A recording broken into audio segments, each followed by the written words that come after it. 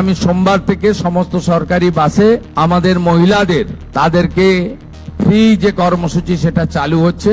আমরা সবাইকে চিকিৎসা দেব এবং আপনাদের যদি মাসে 1000 টাকা ওষুধ কেনায় খরচ হয়, আমরা 100 টাকায় আপনাদেরকে ওষুধ দেব। রোগীরা বেডে আছেন না অন্য জায়গায় আছেন, হসপিটালের মধ্যে কুকুর বিড়াল ঘুরে বেড়াচ্ছে কিনা, হসপিটাল নোংরা কিনা, এটা আমরা সরাসরি দেখব। তার জন্য আমরা পেশাদার লোকজনকে রাখছি এবং জিরো টলারেন্স। আমরা 1,36,00,000 পরিবারের প্রায় 6 কোটিরও বেশি মানুষকে আয়ুষ্মান ভারতের আওতায় পশ্চিমবঙ্গে আনছি।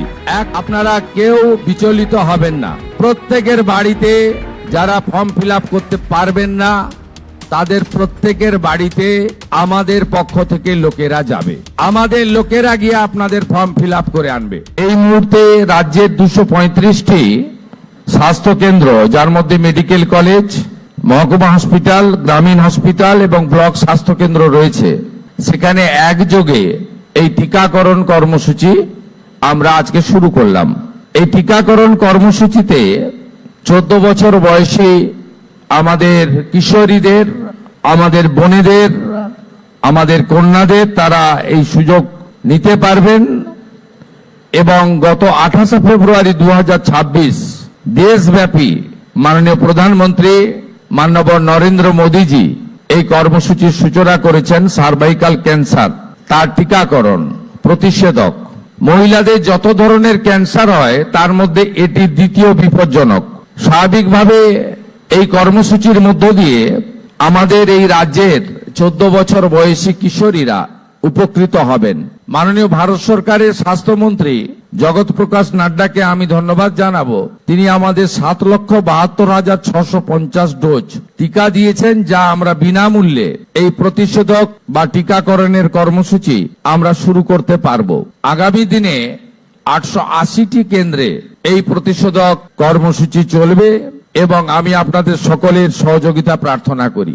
যেহেতু স্বাস্থ্য বিভাগের এই প্রকাশ্য কর্মসূচি আজকে নতুন সরকারের, আমি আপনাদেরকে স্বাস্থ্য বিভাগ সংক্রান্ত আমরা এই 3 সপ্তাহের মধ্যে কি কি করতে পেরেছি আপনাদেরকে ছোট্ট আকারে আমি বলে দিচ্ছি। আজকে এখান থেকে যেমন আমরা SSKM হসপিটালে 100টি নতুন বেডের ব্যবস্থা করলাম, সাথে সাথে এর আগে কলকাতার সমস্ত স্টেট হসপিটালে যাতে একটা রোগীও রেফার না হয় তার জন্য আমরা একটা সমন্বয় করেছি এবং বিভিন্ন সময়ে রাজ্য সরকারের কাছ থেকে যে সমস্ত বেসরকারি হসপিটালগুলি 1 টাকাতে জমি নিয়েছেন তাদেরও 15% বেড সাধারণ মানুষ, অর্থনৈতিকভাবে দুর্বল মানুষ এবং অতিরিক্ত চাপ স্টেট হসপিটালে হলে তারা যে রোগীকে পাঠাবেন সেটাও তাদেরকে ভর্তি নিতে হবে এবং তাদেরকে পরিষেবা বিনামূল্যে দিতে হবে, এটাও আমরা সিদ্ধান্ত নিয়েছি।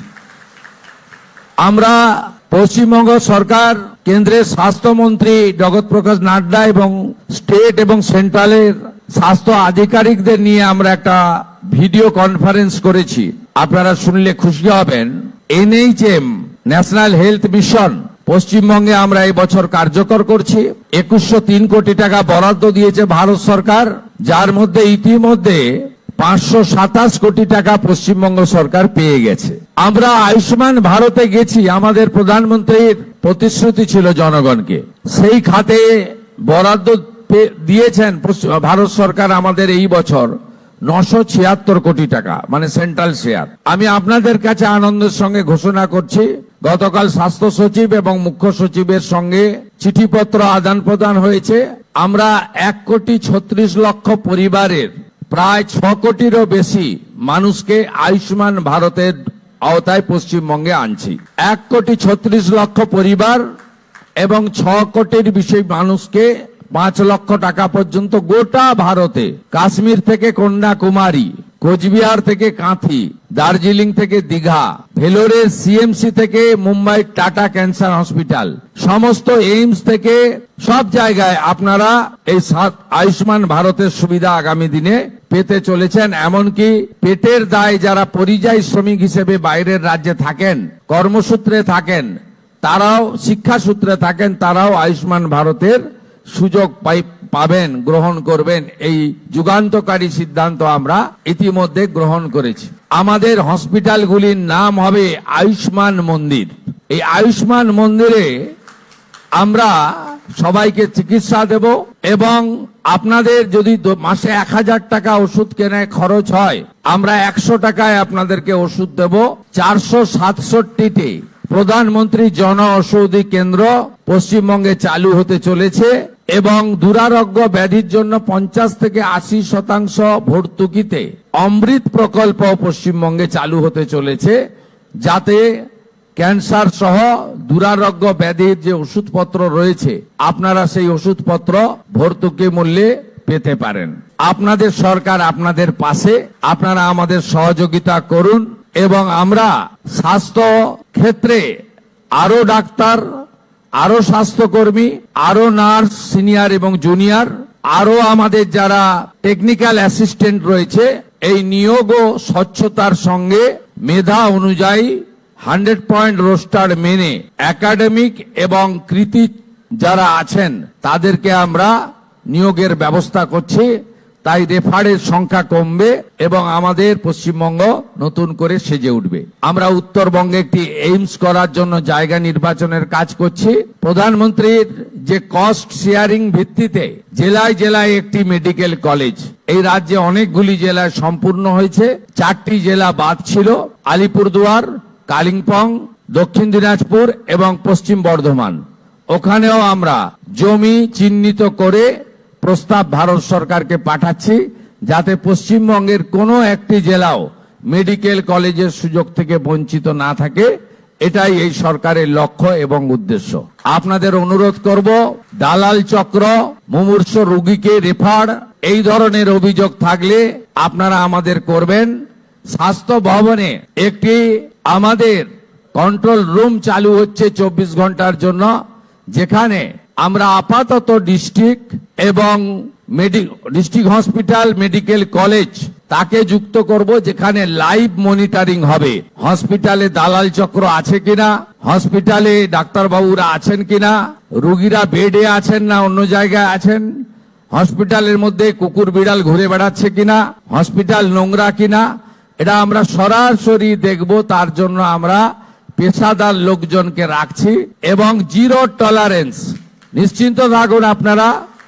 ইতিমধ্যে কলকাতা মেডিকেল কলেজের একটি মুমূর্ষ রোগীকে রেফার করার জন্য এমএসভিপি কে সাসপেন্ড করা হয়েছে। আমরা আপনাদেরকে বলবো, আপনাদের সরকার আপনাদেরকে মানবিক হয়ে যে দায়বদ্ধতার জন্য আপনি কাজ করছেন, সেই কাজ আপনি করবেন, সরকারকে সহযোগিতা করবেন, সরকারও আপনাদেরকে সহযোগিতা করবে। এটাই ছিল আমার বক্তব্য। আর এই প্রসঙ্গের বাইরে আমি আপনাদের এই সরকারের কতগুলি নতুন উন্নয়ন কর্মসূচি নিয়ে আপনাদের একটি কথা বলতে চাই। আগামী সোমবার থেকে সমস্ত সরকারি বাসে আমাদের মহিলাদের তাদেরকে ফ্রি যে কর্মসূচি সেটা চালু হচ্ছে। এই সুযোগ ডাব্লিউবিটিসি, এসবিএসটিসি, এনবিএসটিসি তে পাবেন এবং আগামী বুধবার আমরা ইতিমধ্যে অন্নপূর্ণা যোজনা, যে অন্নপূর্ণা নাম নথিভুক্তকরণ শুরু করেছি, তার প্রথম পর্যায়ে আমরা 3000 টাকা করে টাকা ট্রান্সফার করব আগামী বুধবার দিন। আপনারা কেউ বিচলিত হবেন না।